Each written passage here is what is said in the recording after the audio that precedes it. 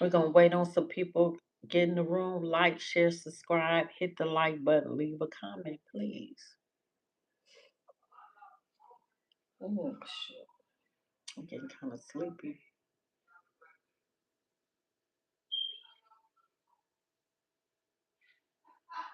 I got to get on here at 10 o'clock. That's the time schedule.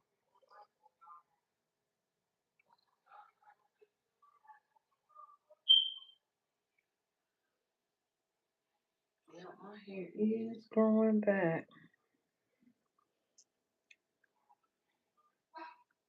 Thank you, God.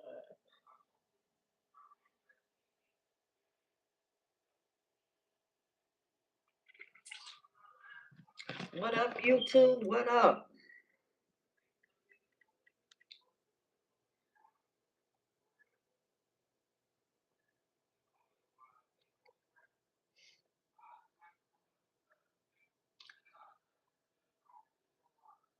Trump is Trump targeting immigrants from countries hit most by climate shocks.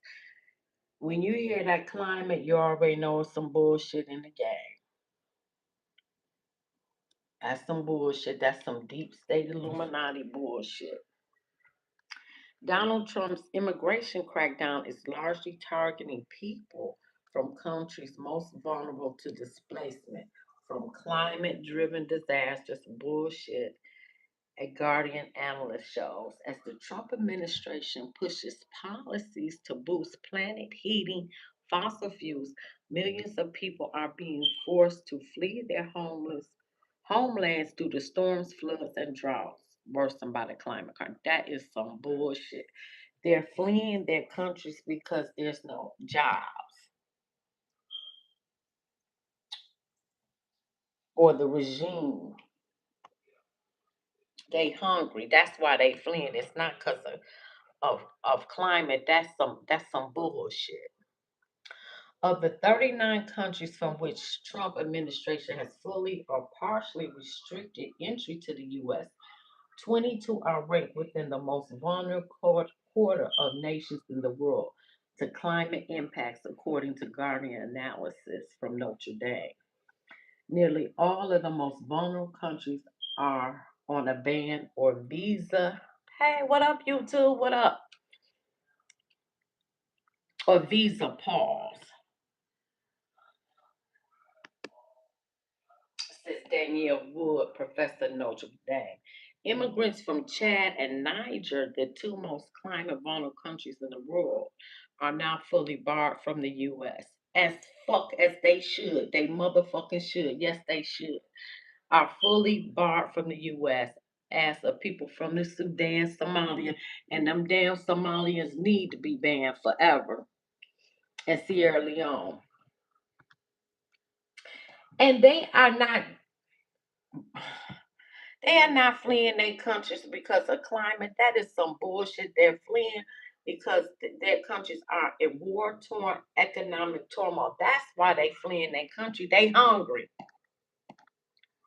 And they need to come here like the Somalis did and steal billions of dollars of taxpayer money. They looking for a handout. Among the most vulnerable is Honduras, which has seen stronger. This is bullshit.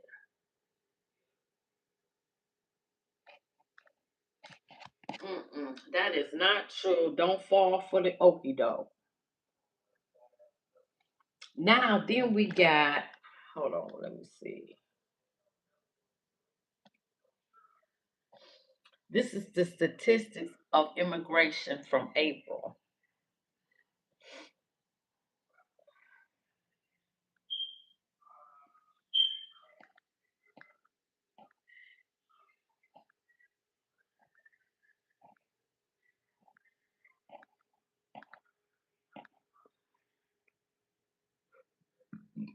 14 people have died in ICE custodies, and that's still lower than Obama. I think 53 died under him. One every 6 days. Data show that at least 11,000 U.S. citizen children had their parents arrested or deported during the Trump administration. The population held at Delaney In Dilley, Texas, family detention center has dropped sharply amid a major public outcry about conditions. Hey, Crane Lord. I know, babe. I know. I can't reach him. I know. Thank you. The Supreme Court heard arguments on metering asylum seekers at the border and birthright citizenship and will soon hear arguments about Trump's administration's attempt to end temporary protected status for citizens of Haiti. Now, see, I personally believe that the Haitians do have a right to deport. It is a war torn country and they're in a civil war. Ah, I hit my knee. Oh, shit. Ah. That's the reason why you leave your country and you can seek asylum. It's war, famine, or some type of drought going on. Another conservative appellate court has upheld the administration's memo ordering mandatory detention for potentially millions of people who arrived at the border. 3 miles of new border wall have been built. Thank you, God.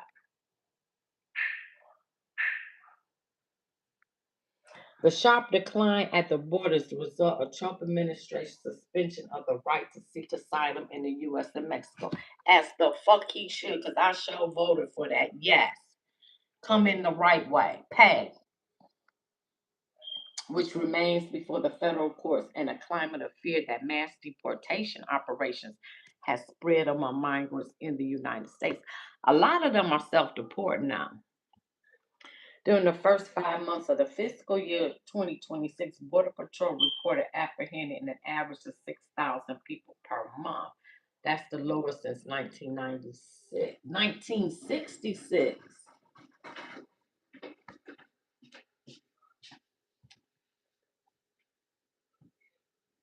Border Patrol apprehensions of migrants. Stop, get out my Border Patrol apprehension of migrants did increase in February for the first time in 5 months.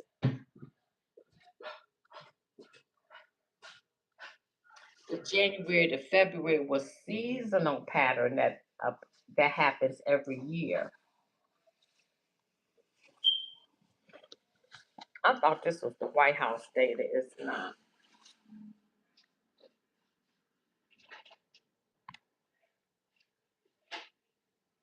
Oh, who crushes this? I got that from you yesterday. Okay. So let me have that popped in if you're gonna take the crush. That's called the vanilla. Yeah, let me have that one then if you're gonna take that. Okay. While President Trump initially benefited from voter concerns over voter security, what? I said you didn't even open up. That's water.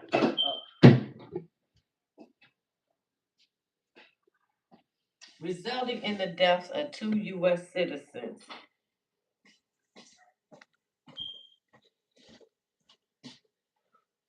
Could the United States film approach a new politics of immigration focus more on long-term solutions than on divisive short-term controversies over deportation policies?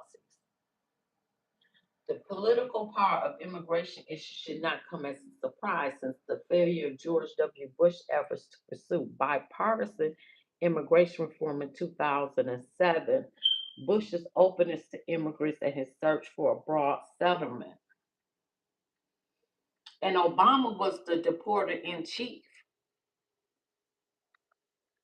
History also suggests that a backlash against immigration was at least a strong possibility in light of the long term rise in migration in the United States. The 1965 Immigration and Nationality Act had the effort of increasing immigration and diversifying the identity of new immigrants. The 1986 Immigration Reform Act, a bipartisan effort signed by Ronald Reagan, was a response to the surge. By 2024, migration policy reported that migration hit 14.8%.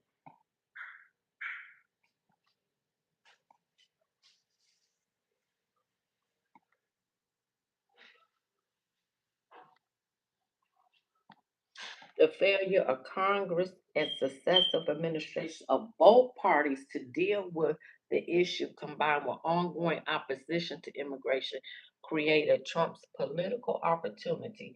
Yet, in just a year in office, Trump has lost the political initiative and aroused a broadly based rebellion against approaches majorities now see as inhuman. I don't see this shit as inhuman. Get the fuck out. Y'all cause nothing but havoc and chaos. Get the fuck out.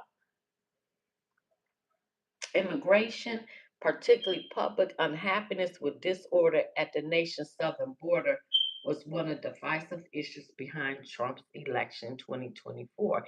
Even supporters of President Biden and critics of Trump saw the former president's administration as slow in dealing with border problems. They opened the border wide open, and they let any and everything come in here, and they did not vet the people. The number of U.S. Border Patrol encounters with migrants crossing into the United States from Mexico tell a compelling story. Under Biden, 249,740 in December 2023. That's a hell of a lot. And that ain't the ones who the gotaways. By December 2024, that had fallen to 47,000. In December 2025, they were down to 6,478. But instead of pocketing and tallying his political victory on the border, Trump ramped up immigration enforcement actions in cities led by Democrats because they are sanctuary cities. They do selling drugs, they trafficking people, children, not all of them, children and females. They doing selling drugs. They doing everything, committing all types of crime. Fuck them. The sanctuaries, they go to jail and get right out. That led to roundups of citizens and legal immigrants as well as undocumented. That's a lie. Deporting those rounded up to prisons in foreign countries. That's only if the country that they came from wouldn't take them back. So they went other places. Minneapolis in January with the killings of two citizens. We already know about that. Trump turned one of his best issues against himself. The almost perfect symmetry of the findings, the economics is striking. Immigration has turned from an issue that clearly worked for Trump into one now more likely to help Democrats in the midterms. That's bullshit. That's a lie. But the shifting politics of the issue could in turn open way for serious effort to reach a comprehensive solution, if not under Trump, then after he leaves office. All right, let's get into these videos. Because I can tell this shit was written by, oh shit. Let me show you what they've been doing. Some of this is old, some of this is not. Breaking news.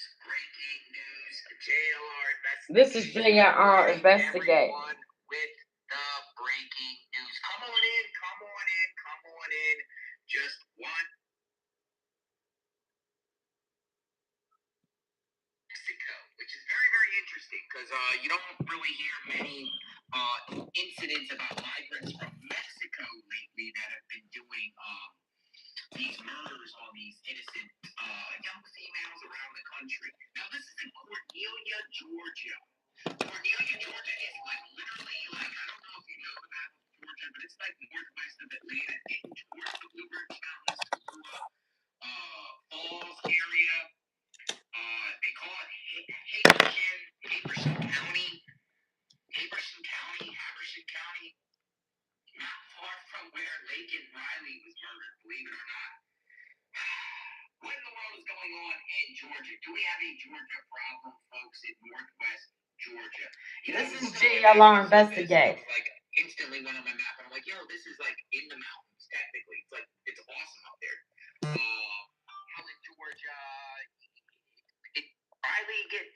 airport nearby here. She's like always communicating with Trump, it seems like, or has an open-end communication. And Trump, I believe, listens to these family members. But, you know, that's just worth noting. I don't know. Maybe these family members have... Okay, get to the video. Target an innocent girl at the Walmart. Scary stuff. And why isn't there more outcry about this?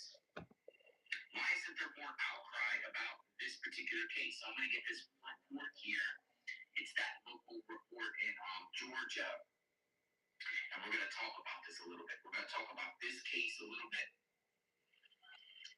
And social media. And now there's a young mother and social media influencer from Cornelia was found dead early on this week. And now a man is in custody for her killing. And her family is speaking out about the case to 11 Lights in Oklahoma. At this time, Carmen Ramirez says her daughter, Manila, is known by everyone as Mimi, was a ray of sunshine. Ramirez says she and Mimi's fiance grew concerned when she went missing last week. Police found Mimi's car near a store where she once worked. They just found her wallet and one shoe, black shoes. That was another thing that made us think that she don't get out of the car, so she don't get out of the car. You don't get out of the car with one shoe on your feet. And when they started searching the trunk, Ramirez says her own life flashed before her eyes. When they was going to open the trunk of the car, I think I started seeing everything. My heart goes so fast. Mimi's remains were found later. Since she disappeared in an area she was familiar with, her mom believes she may have known her killer. She also thinks the suspect, Angel De Jesus Rivera Sanchez, had help. I don't think he do it by himself. I don't think he can handle Mimi by himself. Because she was strong. Yeah, she was really strong. And this is a case that we followed very closely. We will continue to follow this case. And it's part of our commitment to more than a number. We aim to honor the lives lost beyond just the initial headlines.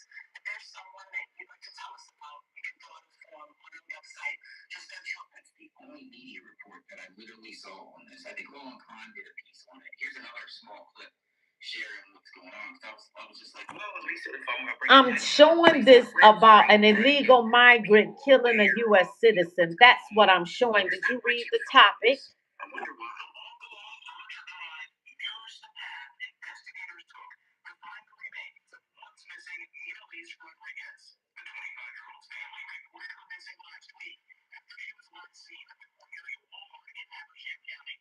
The Habersham County Sheriff's Office says the last time anyone heard from her was at a 9:30 p.m. text from her fiance the night she disappeared. The GBI took over the investigation Friday, calling on the Department of Natural Resources to help find the woman's body. Rodriguez was regarded as a TikTok star who shared her workout videos on social media. GBI agents arrested 24-year-old Angel Rivera Monday on kidnapping charges in connection with Rodriguez's disappearance. He now also faces a murder charge and remains in the Habersham Detention Center. A judge denied him bond. According to a fundraiser, her family eventually plans to take her body back to Puerto Rico, where she was born. Scary. And the mother thinks he didn't act alone, which is even more scary because we have more co-defendants out there that have not been caught. I can't find anything on this guy. And that's what's even scarier, too, about these people that cross in the United States illegally. That he's from Mexico. He's living in Cornelia, don't know where. I was trying to do all the searches and everything like that to try to find out more details. But just like the Rachel Marin killer, these people just come in and they are like gypsies and go from community to community to community. Now, I don't know if he lived in Cornelia the entire time he crossed in the United States illegally. He's an illegal migrant from Mexico. It's out there. The information is out there. He's an illegal migrant from Mexico. But the crazy... And that's why Trump won to get them up out of here. Concerns growing tonight among New York City's migrant community about what President-elect Trump's immigration policies could mean for them. Migrants, along with immigration advocates, gathered tonight at Foley Square, where they expressed fear over Trump's campaign promise of mass deportations. Fox 5's Kendall Green has more. Hundreds of immigrant advocates packed into Foley Square to rally with signs and chants. No hate! No fear! Immigrants are welcome here! And the spirit. New York is a sanctuary city. They should have sent ICE in there while they was all out there. You hear illegally. They should have sent ICE out there. Against an incoming Trump administration they've had battles with years before. While our movement experiences setbacks, we will not be silenced.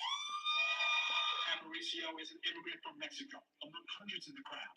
Sharing since election night, he's had words for him and his loved ones. And it's really hard for me because when I get to this country, I was looking for like myself and my family with Trump. It's going to be a little harder. Mayor Adams earlier this week admitted the city has struggled to balance the overall rhetoric and balance its budget due to the influx of migrants. The pressure of finding billions of dollars instead of going to those needs that everyday New Yorkers needed. Yet the administration addressed the fears many immigrants expressed ahead of Thursday's demonstration. I want to reassure people they do not need to self-deport. They do not need. Yes, the fuck they do. Yes, the fuck they do. And that they can continue to use our city services. Members of the New York Immigration Coalition gathered to stand up for immigrants amid imminent threats posed by Trump's second presidency. We are here today to reaffirm our commitment to protect immigrants. Making note of Trump's expressed efforts to implement the Not illegal immigrants. No. Hell no. But you know what? I want to see because they said a lot of them are self-deporting.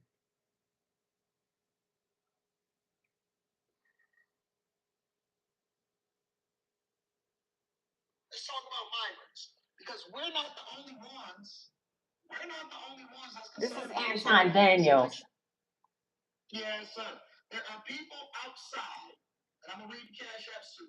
There are people outside that are concerned because they see this election also, and they're watching carefully to determine what is going to happen in our republic. Don't believe me? Let's get into it. Make sure y'all hit a like for the algorithm, subscribe to the channel, and turn on your notifications. Spend 10 minutes on this. Immigration is one of the leading issues in the presidential campaign, and the outcome of the election could dramatically change U.S. border policy, as well as impact thousands of migrants hoping to enter America. CBS News immigration and politics reporter Carolyn Montoya Galvez traveled to northern Mexico to speak to those anxiously monitoring the election from the other side of the border. Colombia, Ecuador, Ecuador, Russia. Migrants from across the globe come to the shelter in Nevada's Mexico with the goal of reaching the U.S. to escape economic hardship and, in some cases, deadly danger. And economic hardship is not a reason to seek asylum. You have to be from a war-torn country, drought, famine, not because you need a job.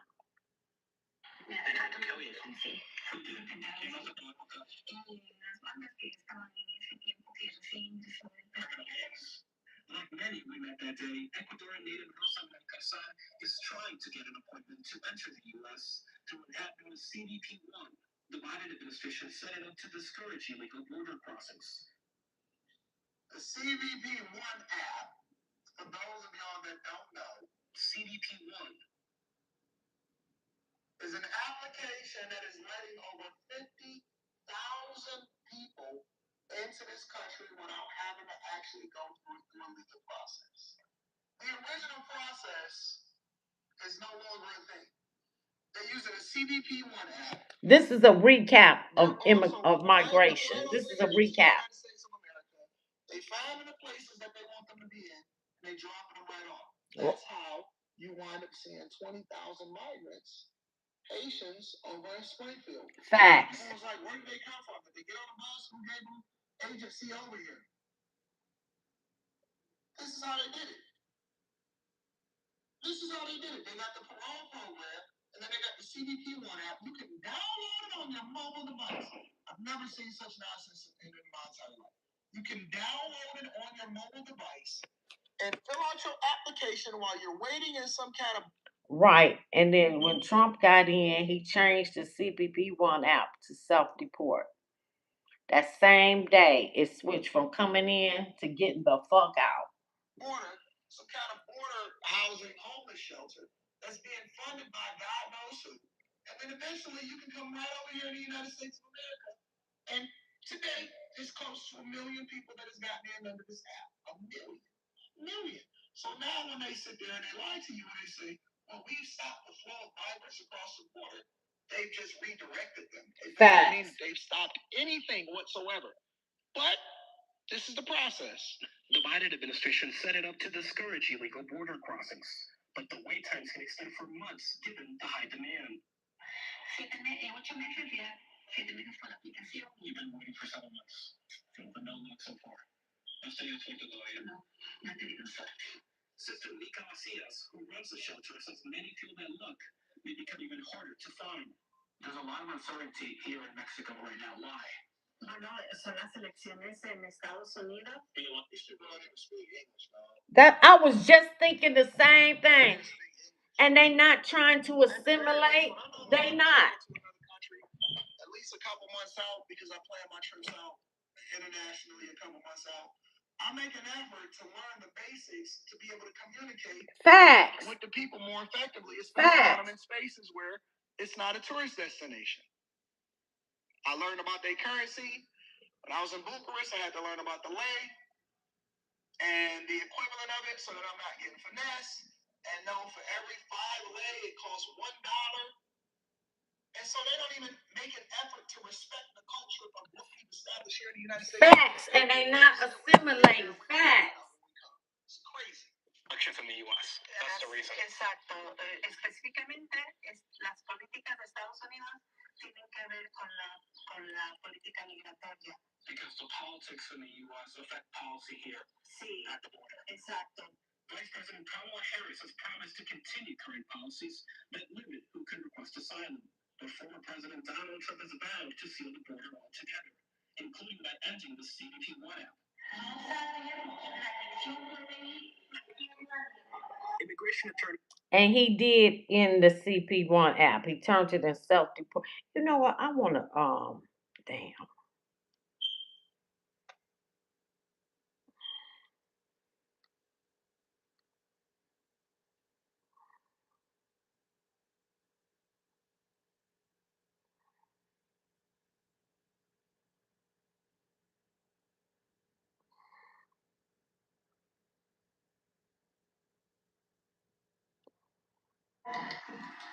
This is when Trump got in. This is 400,000 was deported.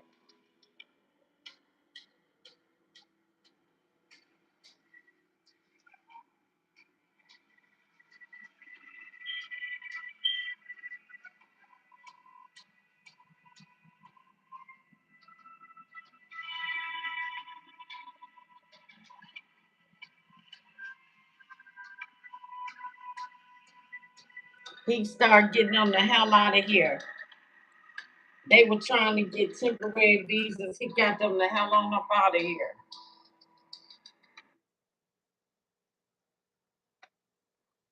They went back. That was going back to Guatemala. And you know, it was that Guatemala who set that woman on fire on the New York bus. Even Alvin Bragg, the most corrupt motherfucker DA in New York City. Look at what happened to him. What's going on, everybody? Thank you all for joining me today. Please, if you haven't already, This is subscribe to the channel. TD Media Group. The video out on your social media platforms. And Yeah, I know, Keem. Hey, Keem. I know. Assist in come home to roost as it concerns the migrant crisis and the city's refusal to get rid of the sanctuary city status in order to actually assist ICE in deporting criminals that are wreaking havoc in their city and in their communities across the city. Recently, as you can see here, we have a suspected gang member of Tren de Aragua that assault, robbed, and exposed himself to a Manhattan assistant district attorney. And this was a woman who is an assistant district attorney to the district attorney of Manhattan, Donald Trump's arch nemesis, Alvin Bragg, right? So I want to get into this clip here We're going to play a little bit of it, and then we're going to get back into discussion afterwards. So let's get into this here for a little bit more detail onto what actually happened. A smiling Brandon Samosa being led out of the Midtown South precinct on West 35th Street this morning. Police say at about 2 a.m. Sunday, he robbed a 38-year-old woman in the hallway of her Hell's Kitchen apartment building. He allegedly grabbed her purse, cell phone, and bank cards, and also performed a lewd act. The victim is a Manhattan assistant DA. She was not injured. Police traced her stolen cell phone to a hotel on West 45th Street, which led them to believe the suspect is a migrant, and they were able to track him down. Samosa was arrested just last night. Police say he was using drugs on the street and had stolen items with him. Police believe he is part of Trenda Aragua. That's the Venezuelan gang that has preyed on people in Times Square and Central Park. Samosa is facing a number of counts, including sexually motivated robbery and burglary. He also has 6 prior arrests, all from this year on similar crimes, and he's believed 6 prior arrests, but they keep arresting them and letting them out, and they doing that to this day. They get arrested, they get let out in sanctuary cities. to have arrived in the U.S. in February of 2023 in Lower Manhattan, Lauren Glassberg, Channel 7 Eyewitness News. So he arrived into the U.S. February of 2023. So we know for a fact, obviously, this is one of Harris and Biden's migrants, right? This is their people that came in across the border that they allowed in. I want you guys to notice and pay attention to, as I'm sure you all saw in the very beginning, how he came out laughing. He's under arrest and he's laughing. He's smiling. He's joking. He walked out in handcuffs doing the Ric Flair. He went, whoa, like as if everything is fun and games and none of this is serious. But then obviously he's going to have that kind of attitude towards being arrested and even laughing and hamming it up for the cameras because he's committed 6 crimes similar to that we just heard in the report. 6 crimes similar to Facts, and they keep letting them out. In the street walking around to terrorize the people over and over and over again. At what point is enough enough? Is enough when we have another Lincoln Riley situation, right? Where you see that he's sexually motivated with these robberies that's happening. He's not just robbing people, but he's exposing himself afterwards. At what point is enough enough? And I'm curious to know what you guys think of the comment. Facts. Get them up out of here.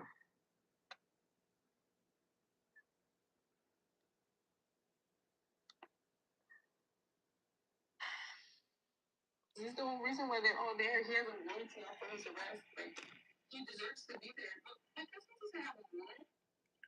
8 undocumented immigrants are busted inside of a Port Charlotte home, while Charlotte County deputies and Border Patrol were looking for just one man. Now the owner of the house wants to press charges after hearing how many people were staying there. NBC2's Madison Adams joins us in the studio with the story you'll only see on NBC2. Madison. I spoke with a relative of the people who got arrested. She lives in Texas and drove all the way to Port Charlotte to bond her family members out of jail. However, she's not been able to locate them. She fears that some of them may have already been taken by ICE. If they go back to Honduras, there's 3 that are risking getting killed. The illegal migrants found staying in a Port Charlotte home on Little Falls Avenue. Only NBC2 spoke to one of their family members, Demois Rodriguez, who says they are now in custody of Immigration Customs Enforcement. Some have already got their families captured and killed, so they honestly don't want to go back there and get killed themselves. On November 13th, Charlotte County deputies and Border Patrol agents swarmed this home. They were looking to arrest Jorge Pineda on a warrant for assaulting a Border Patrol agent. When deputies arrived, they say Jorge attacked them, forcing them to use a taser. The other 7 people in the home tried hiding or took off running. Rodriguez says those were her family members, afraid they were being deported. My cousin, the one that got pushed against the wall, I'm guessing. I don't know if they pushed him against the wall or he fell against the wall. Deputies arrested them for trespassing and for damage to the home. Rodriguez says there was a misunderstanding. Her relatives came to Port Charlotte for work to repair homes damaged by Hurricane Milton. Work? They provide for was told by the person renting the home that they could. Well, that's not true.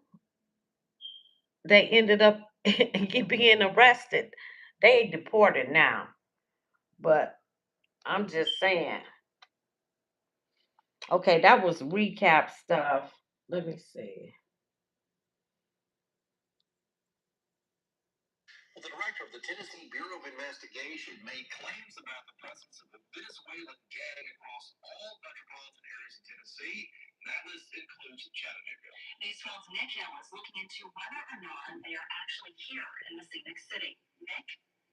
TBI, I think the key, the trend pieces gang is active across the state. This gang originated in a Venezuelan prison and has since caught the attention of authorities worldwide.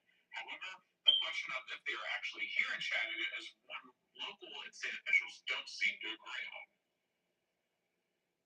I think the key pieces is that we are concerned. Threat of Trinidad Nicaragua, classified as a transnational criminal organization by the U.S. Department of Treasury, and even a terrorist group by Texas Governor Greg Abbott, have raised the alarm bells of the TBI. Gang is accused of drug and human trafficking, among other numerous crimes. I don't think we're at the point of everyone having to watch outside their homes of this infiltration. Currently, the leader of the gang, nicknamed Nino Guerrero, has a $12 million bond with the U.S. State Department for his arrest.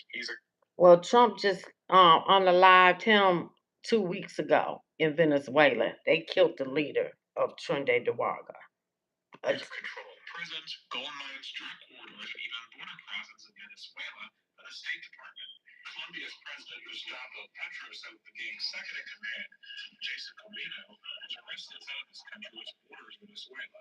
Now, the intelligence we have and the information that we gather is that they are back. What we don't want to happen is to see them move into those next phases. Law Director Robson says that Trinidad Uruguay is operating here in Chattanooga. Local officials say that is not the case. Hamilton County Sheriff Austin Garrett said, quote, currently there is no active investigation. Well, like I said, get the fuck out.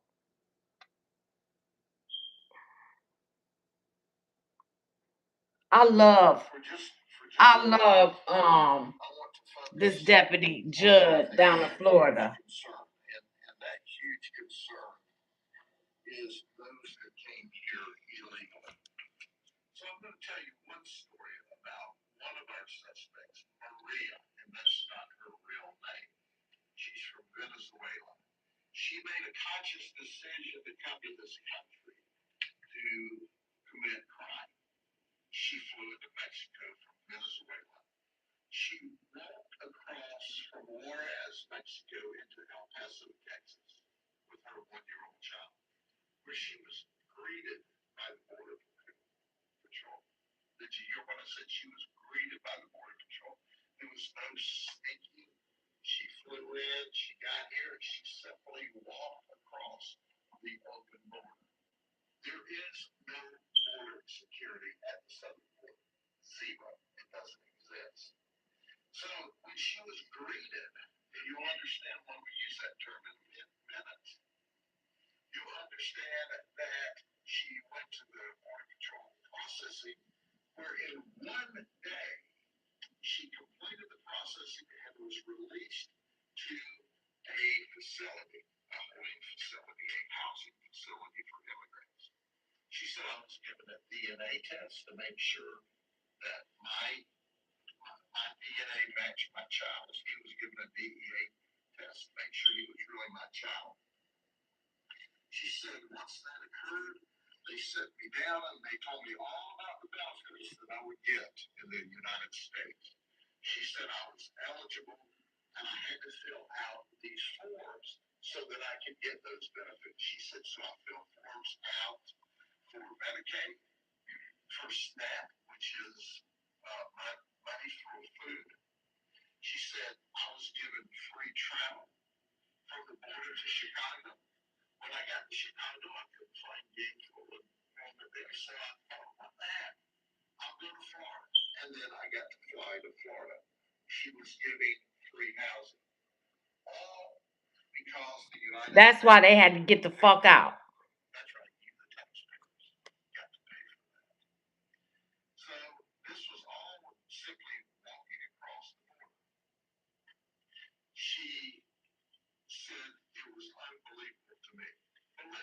read her quote because understand, she walked across the border.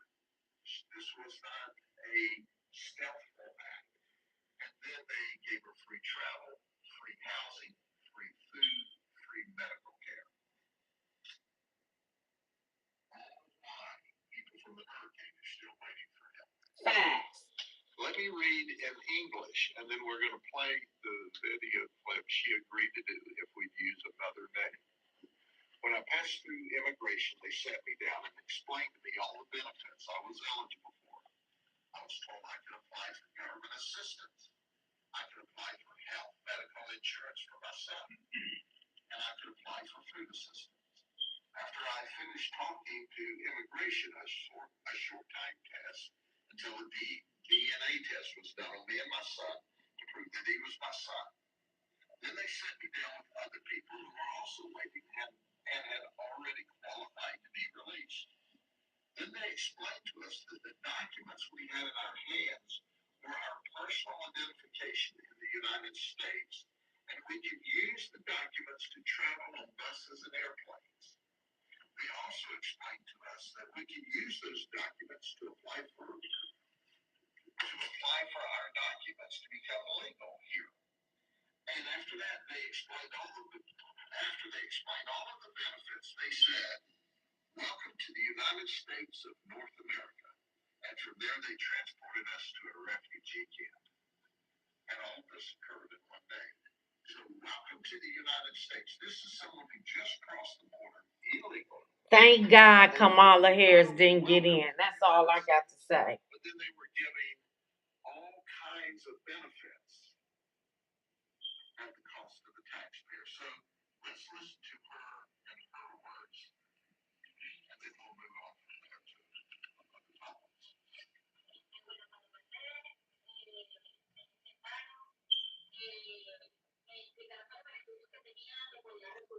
Okay, well, we're not going to listen to it because I don't speak Spanish.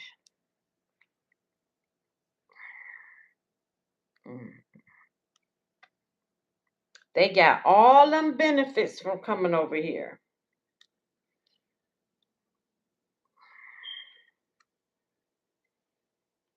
Now let's get to up to date migrants.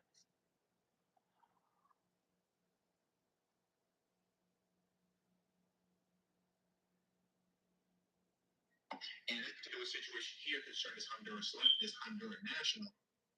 This is a woman who, if I remember correctly, received a DUI in 2020, right? So she should have gotten deported in 2020 after receiving that first DUI. She didn't get deported, obviously. She continued on with her foolish, nonsensical ways as it relates to drunk driving, which then led to now two teenagers being killed. So I want to jump into this because I want to unpack this story as well as add on a few other things to it concerning things that are happening around the country surrounding sanctuary city laws and whatnot. So let's get into this news clip first from Fox News. I want to take a moment. Well, this is an article that we're going to get into in a moment. Let me pull the video for you guys now, and we'll unpack that and then jump into this article here that you see on the screen afterwards. But first, let's get into the Fox News video. An illegal migrant now facing deportation after allegedly driving while intoxicated and killing two Wisconsin teenagers in a fatal car crash. And according to local reports, this is not the migrant's first run-in with the law. Back in 2020, she was convicted of drunk driving, and DHS has issued a detainer for the Honduran national's arrest and removal from the U.S., but says the sanctuary jurisdiction has a history of not complying with their requests. These sanctuary jurisdictions, as always.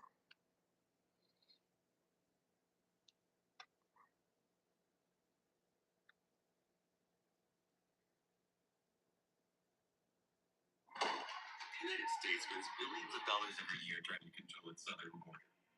It has built walls, deployed drones, and employs nearly 20,000 Border Patrol agents. And yet, almost 15 million people live in the country today without legal status. And less than 1% of those looking to reside permanently can do so legally. While politicians argue, undocumented workers make food in California, clean hotel rooms in Las Vegas, and build houses in Texas. They are being sustained by much of the nation's daily life, but their names appear in no official record.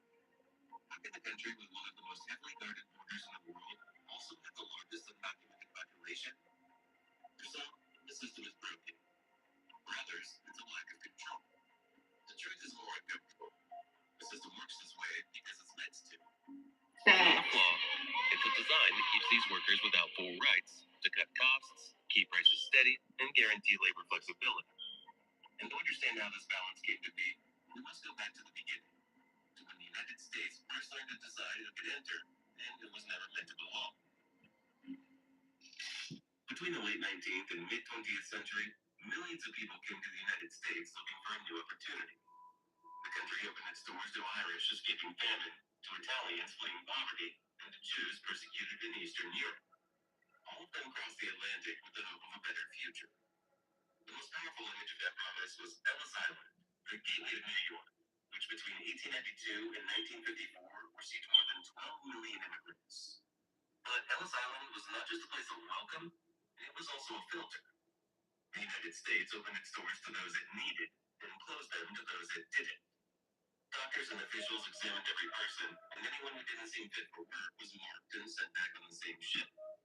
It was a selective system designed to take advantage of the immigrants' labor force. And soon, that logic became law when in 1882, Congress passed the Chinese Exclusion Act.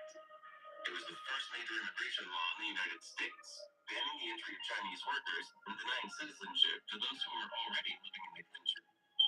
In 1924, the Immigration Act was approved, creating a quota system based on nationality, which would not be abolished until 1965. It favored immigrants from Northern and Western Europe, and drastically restricted those from the South and East, such as Italians, Greeks, and Poles. Meanwhile, Asians were practically excluded altogether. The goal was to preserve Damn, I didn't know that. racial ideal, a white, Anglo-Saxon, Protestant country. At the same time, the relationship with Mexican migrants was completely different. In times of economic expansion or labor shortages, the doors were opened, but in times of crisis came the raids and mass deportations. They could enter to work, but not to stay. That pattern became institutionalized with the Bracero program, signed between the United States and Mexico during So that's where the visa came from. Between 1942 and 1964, more than 4 million workers were legally hired to work in agriculture and construction. They lived in camps, earned low wages, and had no union rights. And when the program ended, immigration didn't disappear, it simply continued informally. For decades, millions of workers crossed the border to harvest crops or work in construction, and most returned home after each season. It was tolerated immigration because it was useful. There were no walls, no militarization, and no federal surveillance system with massive deportations, except for a few isolated cases. What existed was a tacit agreement. The United States needed immigrants, but only as a temporary and subordinate workforce. Hold on. Logic began to change in the 1980s and early 1990s when the United States was facing unemployment, inflation, and rising urban violence. The economy had moved past its industrial boom, and millions of factory jobs were being lost to global competition. At the same time, drug consumption skyrocketed, and violence linked to Latin American cartels made newspaper headlines. In that atmosphere of uncertainty, immigrants began to be blamed as part of the problem. They were no longer seen only as cheap labor, they were accused of causing crime, unemployment, and insecurity. And the media played a key role in this shift. Alarmist headlines spoke of an invasion on the southern border. Images of caravans, raids, and seized drugs fueled the idea of a country under siege, while television programs and certain political speeches repeated that immigrants weren't coming to work, but to commit crimes. Public opinion turned sharply against immigration, and according to a Pew Research Center survey, by 1994, 63% of Americans believed immigrants were a burden on the country. To avoid losing public support, politicians hardened their positions. In 1994, with the so-called Operation Gatekeeper, the Clinton administration began the systematic militarization of the southern border. It was the first time that large sections of wall, sensors, and watchtowers were built on a massive scale. That operation marked the beginning of a new era. The border stopped being an invisible line and became a physical symbol of distrust toward immigrants. In 1996, Congress passed the Illegal Immigration Reform and Immigrant Responsibility Act, known as that IRA, a law that would fundamentally reshape the U.S. immigration system. It was presented as a necessary reform to regain control of the borders and bring order to what was described as a chaotic system. But in practice, it didn't solve the crisis. It only made it worse. The law introduced measures that seemed reasonable at first glance, such as the so-called 3- and 10-year bars. You know what? Let me see. Hey, that's some stuff I did not know.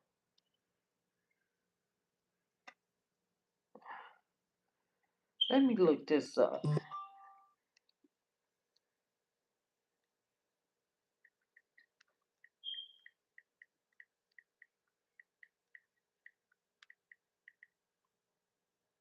I want to know the number that's self-deporting.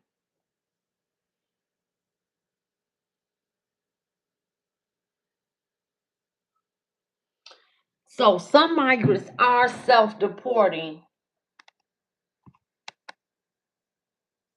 through that CBP app that was made by the Biden Harris to bring them in.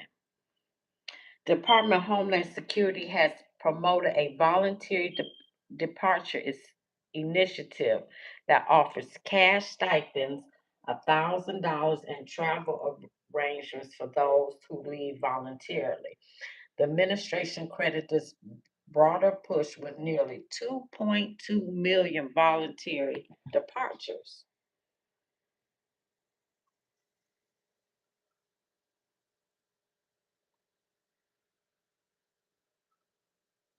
So DHS revealed that roughly 72,000 individuals utilized the administration official center program to deport the U.S. Over 37,000 were already in ICE detention, and then they chose to voluntarily leave. Reports indicate that many migrants are opting to self deport due to fears of heightened enforcement, lost work authorization, and the financial toll of fighting cases.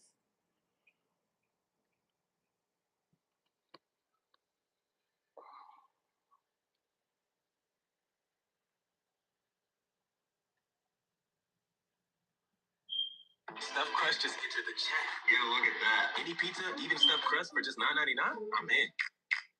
What scholarships you may qualify for.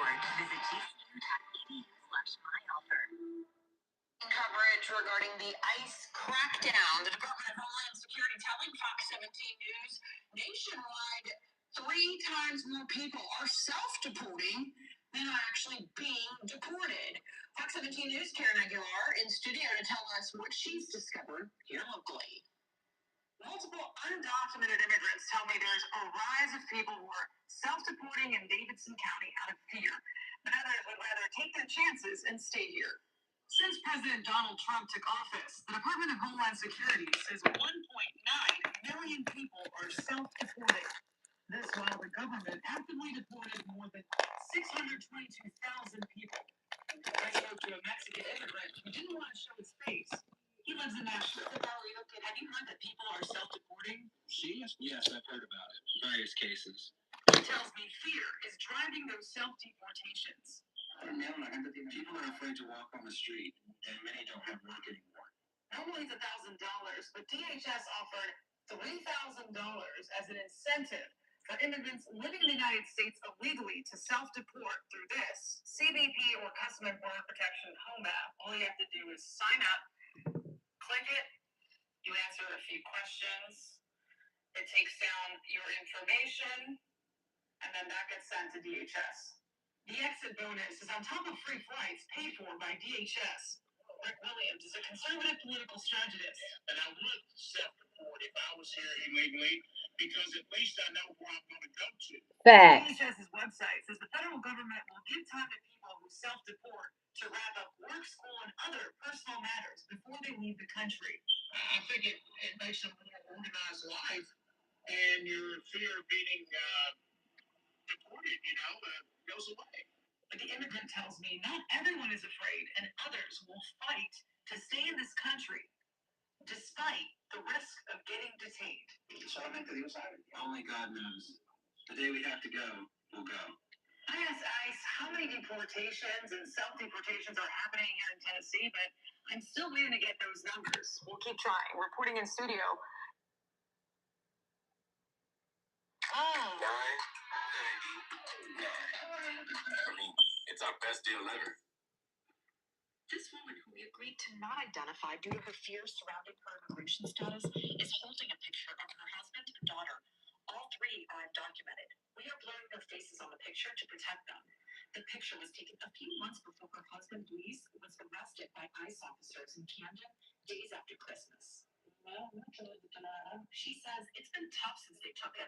I feel very alone, but I'm trying to be strong. Luis told his wife on the morning of December 29th he took a different route to get to work to avoid the main federal street on the other side. But when he got to this corner here on Nickel Street, he found immigration officers who, he says, grabbed him and threw him into a van.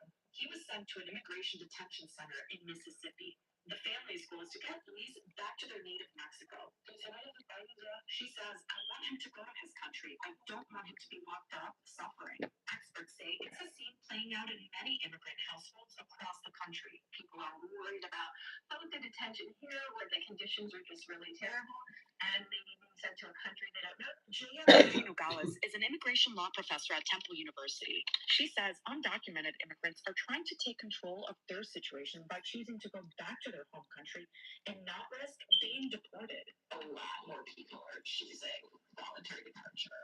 Voluntary departure is granted by an immigration court judge. It allows an undocumented immigrant to leave the U.S. at your own expense within a specific amount of time in order to avoid a deportation order. Then you can apply for a visa to return right away. So for some people, that's going to be a better option. Statistics from the U.S. Department of Justice show that nationwide, more than 34,000 people were granted voluntary departure in fiscal year 2025.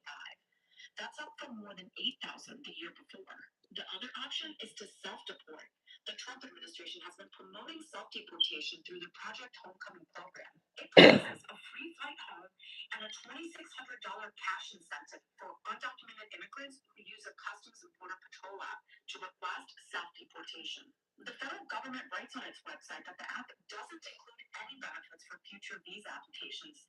It also says, quote, leaving voluntarily may improve future immigration options. A Department of Homeland Security spokesperson sent us a statement saying, in part, so far, tens of thousands of illegal aliens have utilized the CBP Home app, and overall, 2.3 million illegal immigrants have left the United States since January 2025. Those numbers are pretty tricky. I've spent a lot of time with DHS data, and I think those numbers are unreliable. The professor believes the administration used census and labor data to calculate departures. We don't have exit controls, so we can't possibly know how many people are leaving. We asked DHS for clarity on how the administration is measuring departures, but did not receive a response. Back in Camden, Luis's wife didn't know about that app, but believes it is too late for him. She hired a local attorney to represent her husband at his February 11th immigration hearing in Louisiana, where he requested voluntary departure. She says the judge denied everything, blocked everything. Luis, who has no criminal record, was ordered removed, meaning deported. His wife says he just wants to go home, so he didn't appeal the decision. She says he's been expelled. What else are they waiting for? An ICE spokesperson told us in part in a statement that, quote, every immigration case is unique, and timing of proceedings varies widely as they are afforded a due process. For the investigators, Claudia Vargas, NBC 10 News. Lewis's wife. Like, share, subscribe, leave a comment, hit that like button.